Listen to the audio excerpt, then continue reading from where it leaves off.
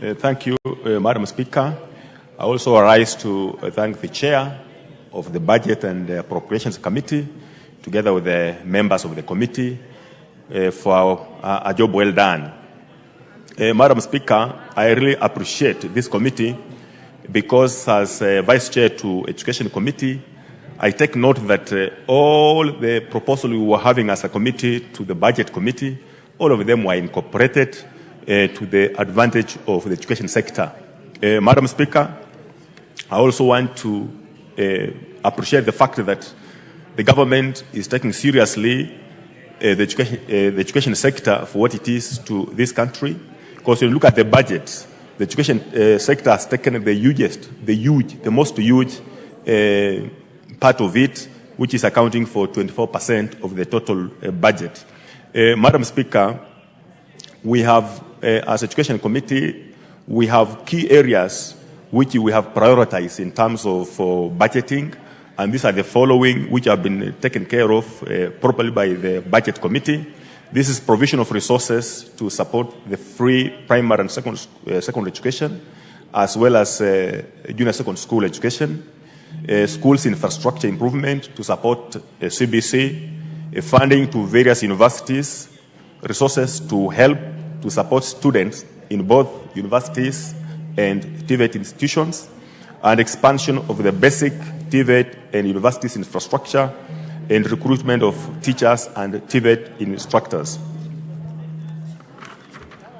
Madam Speaker, when we look at the education sector budget, it is also well aligned to the bottom-up economic transformation agenda of the government, and this actually accounts for 35.5 billion. And the priorities in this particular area, Madam Speaker, are the following: construction of 52 TTIs, construction of integrated resource centers, and construction of junior secondary school classrooms, and junior secondary school learners capitation, Madam Speaker, which was an issue in the previous financial year.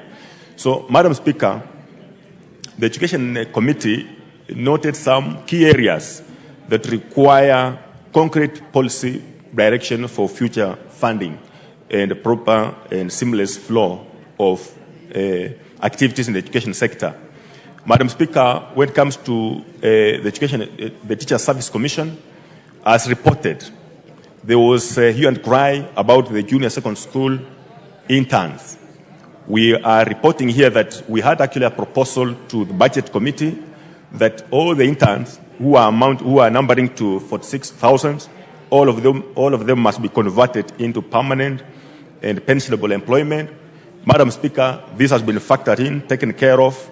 We have, however, allocated another 20. We proposed also for an allocation of 4.7 billion to continue with the interns in the country, so as to bridge the gap that's there in terms of teaching of junior secondary schools.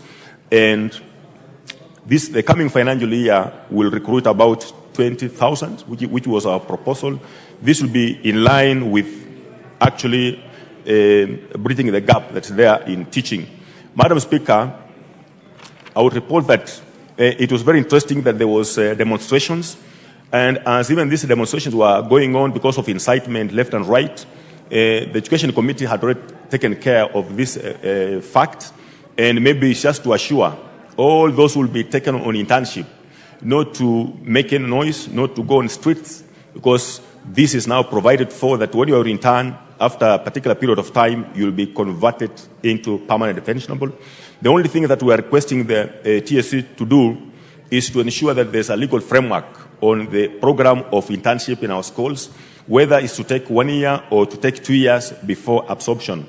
Madam Speaker, I also thank the committee for giving it to our requests for 1 billion for promotion of teachers. You recall this ending financial year, there was promotion of teachers, but majority of the teachers who were to be promoted were not promoted because of the constraint of funding. So this year there's 1 billion that will take care of those teachers who are not promoted. Madam Speaker, what we have to note is that most of the teachers stagnate in one job group for a very long time, over 15 years. Maybe we will need a policy on this when it comes to promotion so that this is not actually held back because of funding as it's happening currently.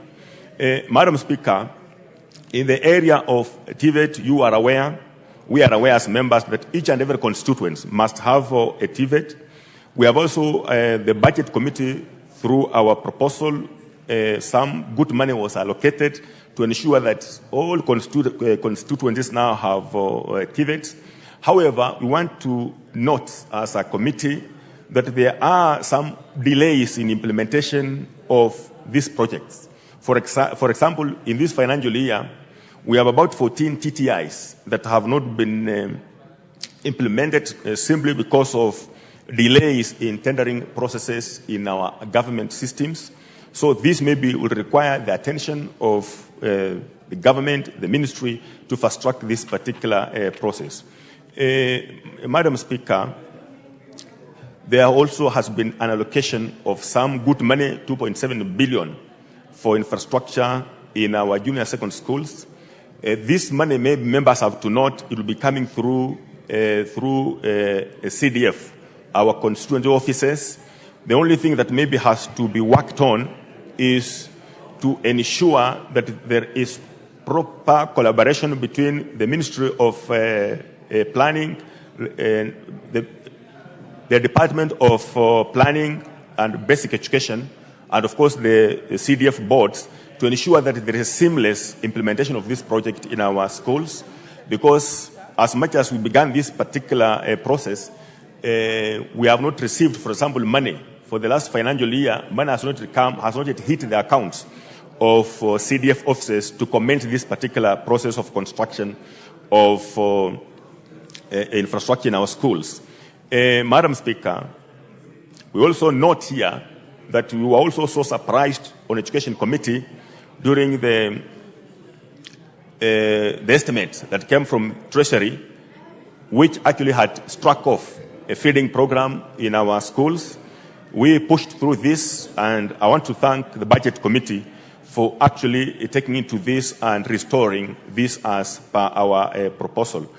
So, Madam Speaker, we as Education Committee want to assure Kenyans and the general population and these members that we are really keen on what's happening in the country in terms of, in view of our education in our country, education standards in our country, and considering that most persons now have taken their children to school, we want to assure the country that we will continue fighting and ensuring that all is well in our education sector, in spite of a few hitches here and there, as we move on with the new funding model, even at the universities. Otherwise, Madam Speaker, I support.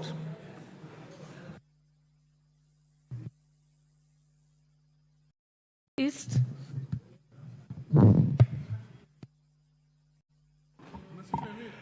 Thank you, Madam Speaker, for giving me this opportunity to support the budget estimate 2024-2025. Madam Speaker, I don't want to say a lot because many of my colleagues, including the chair of Budget and Appropriation Committee, and when he was moving, Madam Speaker, he spoke a lot cutting across the sectors and the importance of this budget, Madam Speaker. Madam Speaker, I just want to say some few things. Number one, Madam Speaker, I'm happy that there is some little increment, especially in capitation, through the Ministry of Education. And Madam Speaker, even as we support the allocation to the Ministry of Education, I think there is need for government, Madam Speaker, to look into the formula of capitation. Because, Madam Speaker, we have seen that the current formula is not favoring many students. And many of the students, Madam Speaker, they have dropped. Number two, Madam Speaker, the allocation they have given to water, especially on mitigation of flood control, is very important. Madam Speaker, for the last few months, we've seen many floods across the country. Many people lost their lives. Our roads were destroyed. many water infrastructure, almost 70% of our water infrastructure across the country were destroyed, Madam Speaker.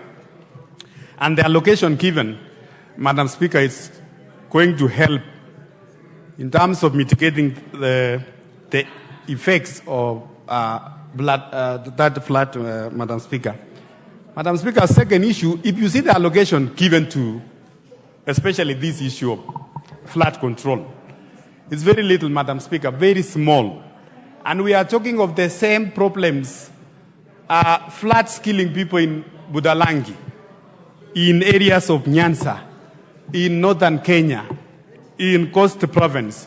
Mr. Speaker, the allocation given of less than $1 billion is very small. We will continue, losing our people and also losing infrastructure if we don't allocate enough resources, Madam Speaker. But again, given that that is what we have as a country and our revenue, Madam Speaker, cannot sustain, so we will go as what it is now, Madam Speaker.